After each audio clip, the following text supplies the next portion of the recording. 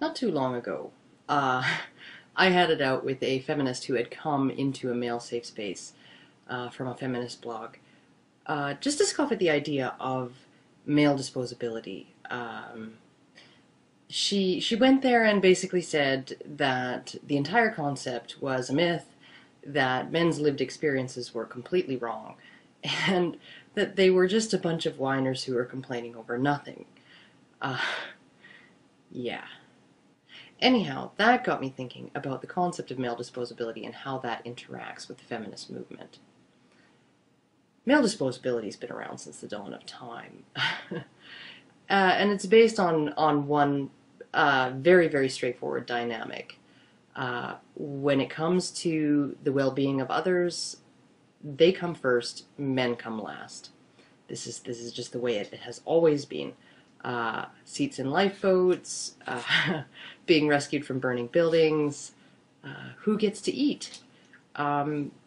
Really, society places men dead last every time, and society expects men to place themselves dead last every time. Humans have always had a dynamic of women and children first, and that has not changed at all.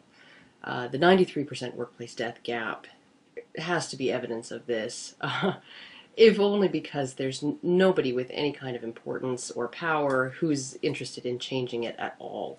In fact, I remember reading an article in a BC paper not long ago that described the increasing proportion of female injuries on the job as a huge problem. And the insane thing was, the change reflected a decrease in male injuries rather than an increase in female ones. Men's injuries on the job had gone down because the economic downturn had put so many men out of work in the resource sector that there just weren't as many trees or pieces of heavy equipment falling on men as there had been before. And yet, this was framed as a huge problem for women that required immediate action to solve. It's just crazy. It's like if men aren't dying at work at 20 times the rate women are, we must be doing something wrong as a society. Back when we were still living in caves, that attitude was necessary for human survival. Nature's a really harsh mistress, especially when you think of all the animals that never ever get to die of old age. Things were a lot different for humans through most of our history on this planet than they are now. Life was dangerous, human settlements were small, isolated from each other, and one big disaster that took out a lot of women pretty much meant the end of the entire shebang for that group of people. So really, the level of importance that a human settlement placed on the well-being of women and children reflected almost always how successful that settlement was. And that can be expanded to encompass entire societies. I keep hearing from the feminist camp that femaleness has always really been undervalued by society and that maleness is preferred. But I've always contended that it's the exact opposite. The feminine is intrinsically and individually valuable, simply because females are the limiting factor in reproduction of any species. When it comes to producing babies, every woman counts, whereas biologically, one very happy man could probably do the work of hundreds in that regard. So the level of instinctive importance we humans place on the safety and provision of women and their children, it's one of the main reasons why we've been able to be so successful that we've come to really dominate this planet. And while I will concede that this drive to keep women safe from all harm has often resulted in extreme limits being placed on women's mobility, their agency, their power of decision to direct their own lives, all through history in many cultures, and in many cultures even today, I think it's telling that those cultures tend to be the most backward. When you consider the restrictions placed on women in places like Afghanistan, and then you consider that if we bombed them into the Stone Age, it would be progress, I think you can conclude that the most successful societies had a really, really good balance between allowing women freedom and the ability to choose and direct their own paths in life, and the need to protect them and provide for them. However, feminists will insist that this these kinds of restrictions being placed on women in those kinds of societies are the ultimate form of objectification. You lock up your possessions to make sure that they will never be lost or stolen or harmed. Uh, Honestly, if I were a guy on a battlefield, I might appreciate being objectified in that way. I think if I was going to be an object, I'd rather be a sexual one or somebody's prized possession than an object that can simply be thrown in the trash or smashed into pieces in the service of somebody else's purpose. Feminists also have a very simplistic idea that our willingness to absolve women of their crimes, slap them on the wrist, spare them punishment, it comes from a deep disrespect society has for women's personhood, not seeing them as full human beings, capable of looking after themselves, that we see them as children who don't know any better. And yeah, well, there are parallels there in our desire to protect both women and children from not only their own poor decisions, but the full consequences of their shitty behavior. It's really not as simple as they try to make it out to be. I mean, seriously, even today in 2011, we fully expect that if it comes down to a man and a woman in a burning building and you can only save one, the expectation is that you choose the woman every single time. So honestly, whose humanity are we placing above whose here? We're not talking about going to work. We're not talking about getting an education. We're not talking about having the freedom to decide what you want to be in life. And we're not talking about getting to take Taekwondo. We're talking seats in lifeboats here. The person in the lifeboat is going to survive no matter how capable or incapable they are of managing their own life. And the person going down with the ship is going to die no matter how independent, self-sufficient, and awesome he is. That's the equation. One life more valuable than another. And the woman wins every time.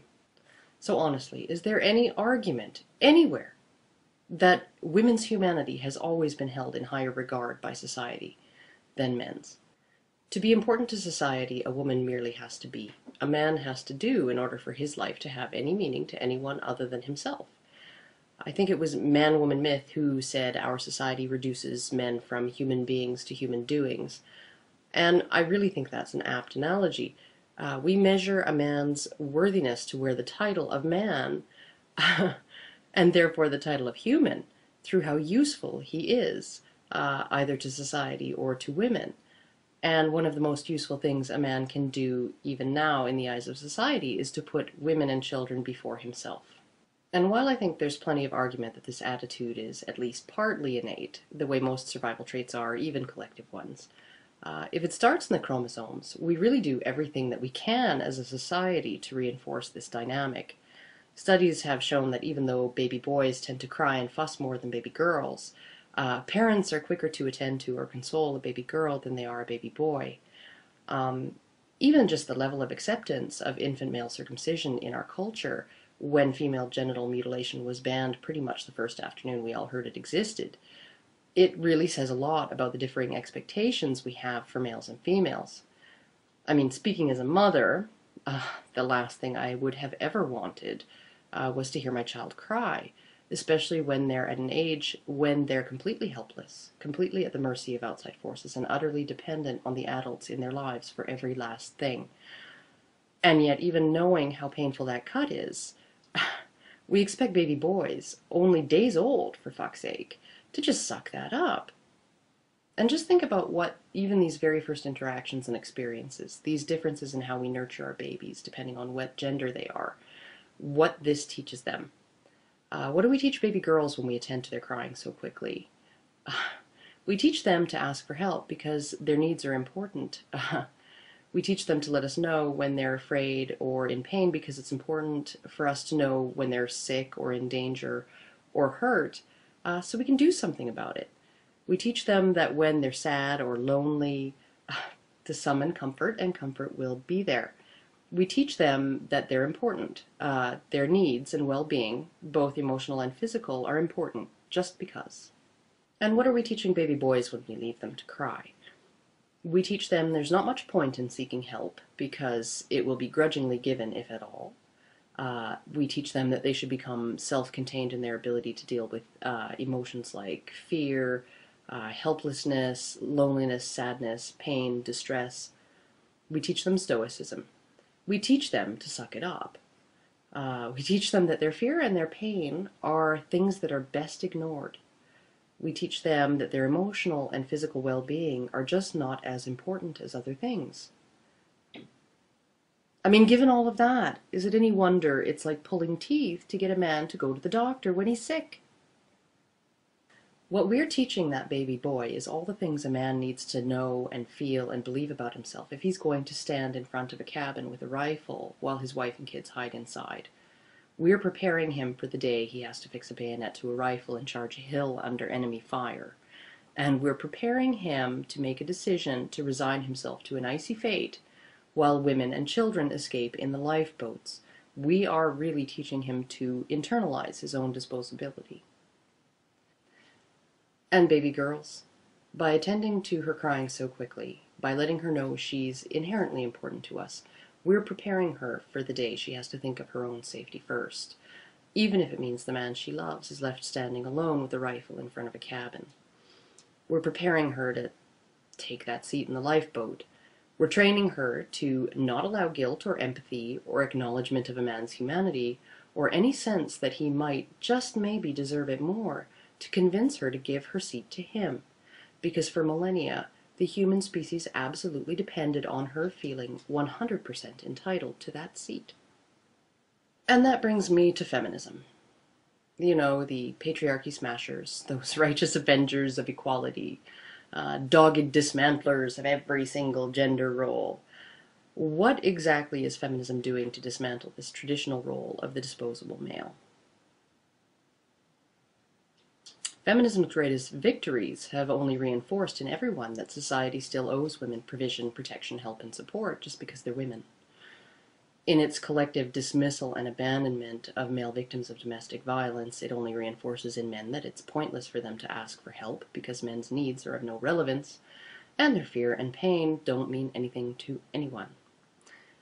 Feminism teaches us to put women's needs at the forefront of every single issue, political or social, whether that issue is domestic violence law, sexual assault law, institutional sexism, social safety net, education funding, homeless shelters, government funding for shovel-ready jobs that didn't stay shovel-ready once feminists got wind of them. Everywhere you look, there are feminists pushing their way to the front of the line, demanding women's fair share of all of the goodies, the good stuff, the loot, the booty, the cookies. Even if women don't need it, even if women don't deserve it, and even if somebody else needs it and deserves it more. And they get it, because we give it to them. Feminism has done nothing but exploit this dynamic of the expectation on men to put everybody else before themselves, especially women. Women's safety and support, women's well-being, and women's emotional needs always come first. This is the most stunning piece of society-wide manipulative psychology I think I have ever come across. Feminism has been on the down low with old-school chivalry right from the start, and they might seem like strange bedfellows for sure. But they're not, because both concepts are built on a firm foundation of female self-interest. We made our way as humans through a really harsh history, and we became the dominant force on this planet. And one of the reasons we were so successful is because we have consistently put women's basic needs first, their need for safety, support, and provision. It was in humanity's best interest for women to be essentially self-interested and for men to be essentially self-sacrificing. But we don't need that dynamic anymore. I mean, our species is in no danger of extinction. I mean, we're 7 billion people clogging up the works here. What's the worst that could happen if we all just collectively decided that men were no more disposable than women and women were no more valuable than men? In fact, the greatest danger I see to us right now is that in our desperation to bend over and give women everything they want and everything that they say they need, we've unbalanced society to the point where we're just in danger of seriously toppling over. And really, the only difference I see between the traditional role and the new one for men with respect to disposability is that maleness, manhood, it used to be celebrated, it used to be admired, and it used to be rewarded because it was really fucking necessary and because the personal cost of it to individual men was so incredibly high. But now? Now we still expect men to put women first, and we still expect society to put women first, and we still expect men to not complain about coming in dead last every damn time. But men don't even get our admiration anymore. All they get in return is to hear about what assholes they are. Is it any wonder they're starting to get pissed off? Anyhow, that's not all I have to say about this subject.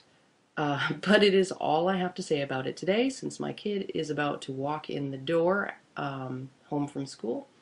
So I am going to sign off, and hopefully I will see you all again. For now, I'm Girl Writes What. Ciao.